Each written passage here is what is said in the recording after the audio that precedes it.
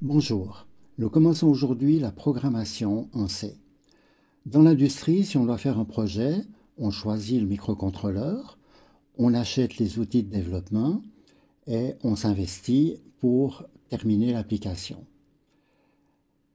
Avec Arduino, il y a eu tout à coup une possibilité qui concernait les amateurs, qui a eu énormément de succès.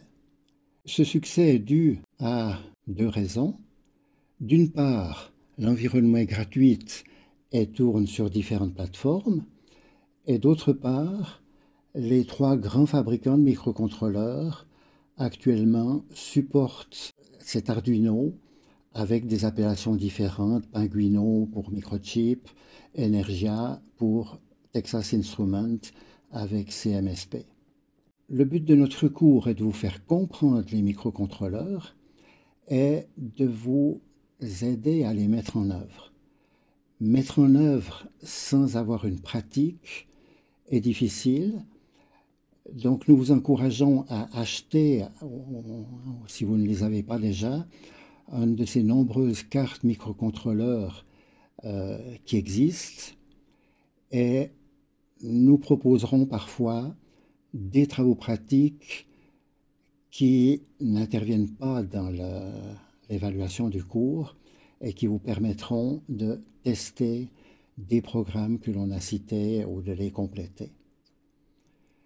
Bien, donc ce que nous allons faire maintenant, c'est de comprendre la structure d'un microcontrôleur, voir comment on peut gérer simplement des entrées-sorties et surtout apprendre à voir comment on peut gérer des entrées-sorties et surtout apprendre à écrire les programmes correctement. Revenons à notre dessin qui montrait les plateformes sur lesquelles les logiciels tournent. On va essentiellement s'occuper d'Arduino qui tourne sur de nombreuses cartes de type AVR et avec Energia qui tourne sur MSP. Alors, ce que j'ai dit, c'est que l'intérêt pour le débutant d'Arduino est que l'on cache la complexité du processeur, on la remettra en évidence, rassurez-vous, et que l'on travaille avec des pins qui sont des sorties ou des entrées, et on va garder la possibilité de programmer ces pins soit en entrée, soit en sortie. Pour cela, il nous faut des instructions et prenons tout de suite une application pratique. Sur la pin 3, on va brancher une LED avec sa résistance. Il faudra donc un 0 pour allumer la LED. La flèche ici montre que c'est une sortie vis-à-vis du processeur, mais le courant va devoir rentrer dans le processeur pour allumer la LED. Sur la pin 4, eh bien, on va mettre un poussoir, on avait expliqué avec sa résistance pull-up. Et les instructions Arduino, c'est pour définir cette direction, c'est pin mode. La pin 3 est en sortie, la pin 4 est en entrée. Pin mode, c'est facile de se souvenir, c'est une instruction qui se termine par un point-virgule. Et si on veut maintenant allumer la LED, eh bien, on a l'instruction Digital Write. On va écrire sur cette pin en digital. On verra une fois qu'on peut aussi écrire en analogique. Sur la pin 3, on met soit un High, qui est en fait l'état logique 1, soit un Low, qui est l'état logique 0, 5 volts, 0 volts, High, Low, selon les habitudes prises par Arduino. Si on veut lire le poussoir, on doit écrire Digital Read de 4. Alors commençons par faire le fameux programme Arduino, clignotement, blink. On sait c'est Hello World, ici ça sera clignoté. On doit définir que la pin 3 est en sortie. On doit ensuite répéter, écrire, attendre, écrire, attendre. La fonction qui va s'exécuter en permanence, elle s'appelle loop. L'initialisation s'appelle setup et il faut bien remarquer cette structure du C où on a toujours une accolade ouvrante et une accolade fermante. Et parfois, l'accolade est mise, ouvrante est mise au début d'une ligne. Ici, pour gagner un petit peu de place, elle est mise à côté de l'instruction. Et toujours, on a des points-virgules à la fin des instructions. Si vous les oubliez, vous avez des messages qui peuvent être parfois un petit peu inappropriés. Alors, comme dans tout microcontrôleur, il y a une phase d'initialisation, et même dans votre PC, vous en souffrez avec tout ce temps de démarrage dans le fond d'un PC. Et ensuite, on rentre dans une boucle où le programme fait successivement ce qu'on lui a dit de faire. Alors, ceci n'est pas un programme C, c'est vraiment un programme Arduino. En C, on rentre dans le programme avec un main, et puis une fois qu'on a fini d'initialiser, eh bien, c'est l'instruction while que l'on verra tout à l'heure qui permet de répéter éternellement la boucle. Bon, maintenant, si je vous montre ce programme dans une semaine, vous allez inévitablement dire, mais qu'est-ce que c'est que cette pin 3 ? En output, ah bon, ben, ça doit être une sortie, ça je me souviens. Ensuite ici, tiens, on retrouve un 3, on a l'air de mettre à 0. À quoi ça sert? Qu'est-ce qu'on cherche à faire? On met à 0, on met à 1, on attend. De quoi s'agit-il? Alors naturellement, vous me direz, mais ce programme est mal écrit, il fallait documenter ici ce que l'on fait. Et si on commence à mettre des commentaires à chaque instruction, ça va en fait pas aider la lisibilité. Ce qui est important, c'est de dire ici comme première chose, la pin 3, c'est une LED. Donc on peut le déclarer avec les notations Arduino, int LED égale 3. On comprendra une fois pourquoi je n'aime pas cette notation. Je préfère le define, qui en fait annonce un dictionnaire. Toutes les fois que vous avez écrit LED dans le programme, eh bien le compilateur va mettre 3 à la place. LED espace 3, pas de point-virgule à la fin puisque ce n'est pas une instruction, c'est vraiment une équivalence qui nous permet maintenant d'écrire LED ici et puis d'écrire LED aussi dans le digital write. Et alors maintenant, pour allumer, il faut mettre un low, mais dans d'autres schémas, on a vu, on peut tourner la diode à l'envers et pour l'allumer, il faut mettre un high. Donc ça, si dans chaque partie du programme, il faut répéter c'est un low pour allumer, ça n'a pas de sens. Donc on va définir, dire mais ça c'est la fonction allumer, la fonction LED on, et je vais définir LED on comme étant cette instruction. Ce qui me permettra dans le programme d'écrire très élégamment LED on, delay, LED off, delay. Dans un mois, vous saurez très bien ce que j'ai voulu faire avec ce programme. La prochaine chose à comprendre, c'est comment gérer une entrée. On a branché un poussoir sur la pin 4, donc on va définir pin mode 4 input. On a l'instruction digital read de 4, mais attention, ce n'est pas une expression. Si vous dites au processeur digital read de 4, il va vous répondre « Ok, j'ai lu la pin 4, j'ai vu que c'était 1 ou 0, mais qu'est-ce que j'en fais ?» Alors, le digital read vous rend une valeur qui est 1 si relâché, 0 si c'est pressé, et on utilise le plus souvent l'instruction if pour prendre une décision si cette touche est pressée ou relâchée. Donc on écrira if, parenthèse avec justement cette condition qui est vraie ou fausse. Si digital read de 4 est égal à 0, eh bien la touche est pressée et on va mettre dans une accolade les instructions à réaliser. Pourquoi égal égal? Eh bien, là aussi on le verra, l'égal, comme en arithmétique, c'est réservé pour l'assignation. 6 égale 2 fois 3. Ici, on a besoin d'un signe pour dire point d'interrogation. Est-ce que c'est égal? Ceci est une question en fait. C'est vrai ou c'est faux? Si c'est vrai, on exécute. Alors de nouveau, on est en train de traîner ces 4 en réfléchissant à ce pin. Et il nous faut rajouter des définitions. Pouce vaut 4, mode pouce input. Et puis le digital read de pouce dans son égalité, qui veut dire est-ce que c'est pressé, on peut très bien lui donner un nom en disant pouce on. Si vous voulez inventer un autre nom, vous êtes libre.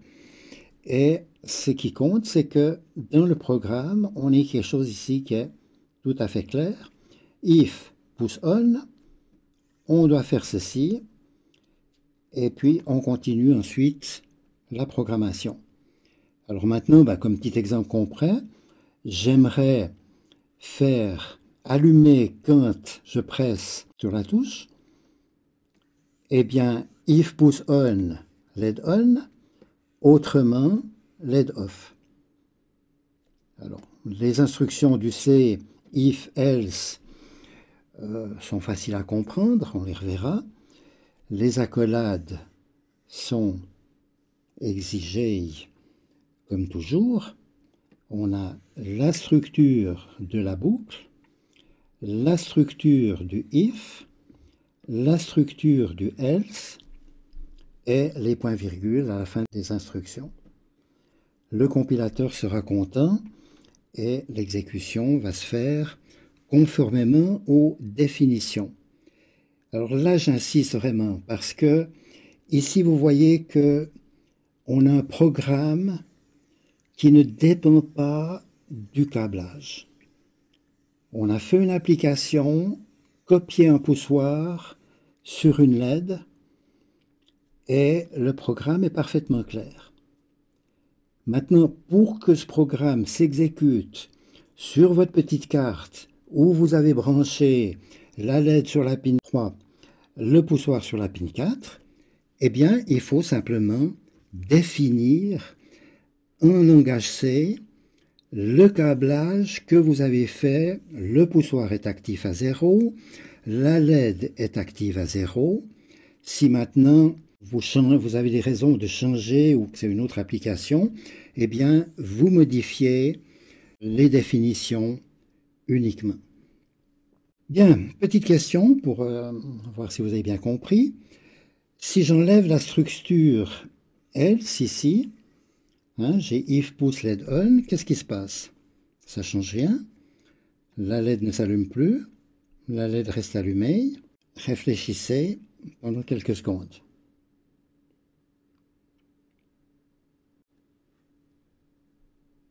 C'est clair que les deux premières réponses sont mauvaises, puisque ici on va en tout cas avoir une possibilité d'allumer. La troisième réponse est la plus proche de la vérité, mais la LED va s'allumer quand on pousse, elle ne va jamais s'éteindre. Et maintenant la question c'est de savoir quel est le setup. Si le setup a éteint la LED, eh bien elle va rester éteinte jusqu'à ce qu'on presse. Et ensuite elle va s'allumer et rester éternellement allumée. C'est en fait une fonction alarme. Il faut simplement mettre dans le setup le LED off, et puis ensuite, dès que quelqu'un aura pressé sur la touche, eh bien la LED va s'allumer et vous saurez que quelqu'un est venu intervenir sur cette touche. Deuxième question similaire, c'est que maintenant j'enlève uniquement le else, je garde le if et puis le LED off. Alors qu'est-ce qui va se passer? La LED clignote on, off. La LED ne s'allume plus ou la LED ne s'éteint plus.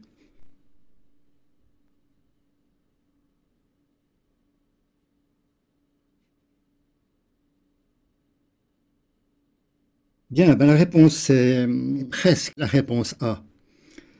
Qu'est-ce qui se passe en fait? Si vous n'appuyez pas sur la touche, eh bien, vous traversez ce bloc d'instructions, vous éteignez la LED et vous restez avec la LED éteinte. Si maintenant vous appuyez sur la touche, eh bien, vous allumez la LED, mais vous continuez et vous éteignez la LED, donc allumer, éteindre, allumer, éteindre. Et puis maintenant, est-ce que c'est du 50%? C'est là que, quand on veut vraiment faire du C et savoir ce que l'on fait, eh bien, on va regarder quels sont les temps d'exécution des instructions euh, pour déterminer le pourcentage d'allumé. Donc la LED clignote si on presse sur le bouton, autrement, elle ne s'allume pas. Analyser ce que fait le processeur est quelque chose d'extrêmement important et il faut avoir ce réflexe de se mettre dans la peau du processeur pour bien comprendre dans le fond l'information que vous lui donnez. Bon, maintenant, petite variante, j'aimerais allumer la LED si j'agis pas sur le poussoir. Alors évidemment, une solution simple, ça serait de dire, je définis la fonction pouce off. Si c'est pouce off, j'allume. Une variante, ça serait de dire, j'éteins la LED si j'agis sur le poussoir. Donc ici, on changerait. Et puis ce que j'aimerais vous montrer là, c'est que cette fonction pouce off, qui est l'inverse de pouce on, si pouce off est vrai, pouce on est faux, et réciproquement, eh bien, on peut la définir avec un petit signe très pratique que l'on verra très souvent, qui est le point d'exclamation, qui est la négation logique, l'inversion logique qu'on avait déjà vu avec le petit triangle et un petit rond. Donc, je peux écrire if, point d'exclamation, pouce on, ce qui veut dire pouce off, et dans ce cas-là, j'allume. Donc voilà une petite fonctionnalité supplémentaire qui nous rendra service. Bien, une autre instruction fondamentale, que l'on verra aussi plus tard avec plus de détails, c'est le while, qu'il faut bien distinguer du if. Le while avec une condition, touche pressée par exemple, eh bien, on va faire tant que la condition est vraie. Alors, while pouce on, eh bien, tant que l'on presse, on va faire cette condition. Donc si j'écris ici while pouce on, justement, LED on, eh bien, tant que je presse, la LED sera allumée. Et je reste bloqué ici, contrairement au if qui allait regarder plus loin. Donc au moment où je relâche, eh bien, while n'est pas satisfait, on sort tout de suite, LED off, et puis on recommence. Donc on a fait la même fonction copie dans le fond du poussoir sur la LED, mais d'une façon qui n'est pas vraiment recommandée puisqu'on va se bloquer ici dans cette attente. Pour un programme aussi simple que ça, évidemment, cela n'a pas de conséquences. Alors si vous avez bien compris le while condition, si vous mettez while 1, la condition 1, elle est toujours vraie. Vrai, c'est 1. On aurait peut-être pu écrire while parenthèse high, while... et ça, ça veut dire faire éternellement. Bon, vous allez rester, c'est justement ce que fait quand on écrit du C, eh bien on remplace loop par ce while 1. Et puis si maintenant vous avez while 1 avec une accolade qui ne contient rien du tout, eh bien le processeur ne fait plus rien. Bon, ça c'est faux de dire comme ça. Le processeur, il fait toujours quelque chose. Il passe toujours à l'instruction suivante. Simplement, au niveau du code machine, eh bien, ce qu'on lui a dit, c'est tu es maintenant à l'instruction 18, par exemple, eh bien, va en 18, répète, allez en 18, et puis recommence. Répète, ne fais rien, retourne en 18, ne fait rien, retourne en 18, ne fait rien, retourne en 18, il se tourne les pouces. Et puis, il faudra un reset pour sortir de cette boucle. Alors, avant-dernière chose intéressante, c'est inverser l'état de la LED. On a vu comment la mettre à 1, on a vu comment la mettre à 0. Maintenant, ce que j'aimerais, c'est inverser son état. Je peux très bien dire, je vais lire l'état de la LED. Si c'est 0, ça veut dire qu'elle est éteinte. Je vais l'allumer. Et puis autrement, je vais l'éteindre.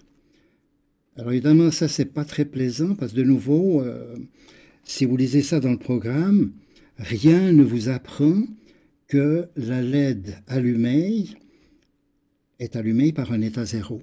Donc il aurait fallu définir, en tout cas, état LED comme étant digital read de LED, et mieux définir, est-ce que la LED est éteinte? Est-ce que la LED est éteinte? Si oui, on l'allume. Donc, if LED est éteinte, LED on.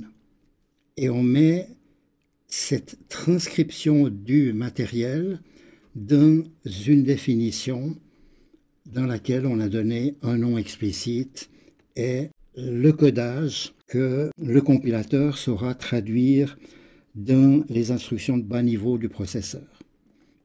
Alors on peut encore faire plus astucieusement, c'est de dire, mais inverser ma LED, c'est écrire avec un digital write, écrire dans la LED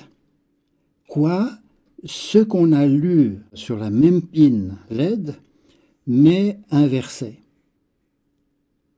Donc on va copier dans la LED l'inverse de son état. Et ça doit vous rappeler la bascule D qu'on avait câblée en branchant la sortie sur l'entrée. Qu'est-ce qu'on avait fait? On avait fait un diviseur par 2. Chaque fois, la valeur est inversée. Maintenant, ce qui remplace l'horloge, c'est la sélection. Quand cette instruction s'exécute, eh bien, on va avoir cet effet. On pourrait écrire tout simplement dans le programme LED toggle. Alors réfléchissez bien à ça, c'est effectivement une façon très élégante d'écrire du C. On peut faire plusieurs choses dans une seule instruction.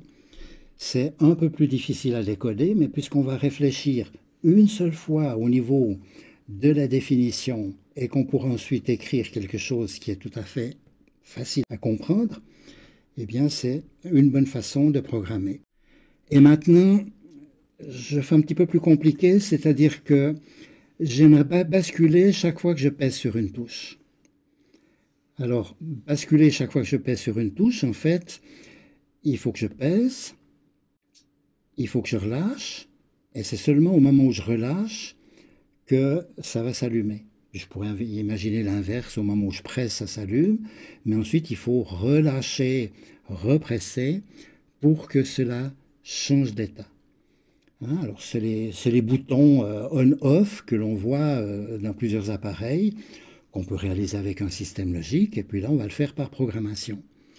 Alors, attendre que le bouton soit pressé, c'est while, pouce on, inversé. Tant qu'on est relâché, on reste ici dans cette ligne while, et ce petit délai à cause des rebonds de contact, on en reparlera plus tard. Mais on ne voulait pas vous cacher, si on ne le met pas, ça risque de mal fonctionner. Ensuite, une fois qu'on a pressé, on passe à la ligne suivante et on attend que ça soit relâché avec un while. Et quand on sort ici, on inverse la LED et puis on revient attendre, presser, relâcher, etc. Donc ici, la LED va changer quand on relâche. Si vous permettez les instructions, la LED va s'allumer quand on pèse. Donc voilà un exemple de programme qui fait bien sentir la richesse du C et la possibilité d'écrire les programmes d'une façon à la fois compacte et lisible. Donc on a vu aujourd'hui des choses très importantes. Cette structure générale des programmes C, les facilités d'Arduino pour lire, écrire sur un bit, est la nécessité de nommer clairement la fonctionnalité dont on a besoin pour, au niveau du programme, parler dans ce langage fonctionnel et pas dans un langage qui tient compte du câblage.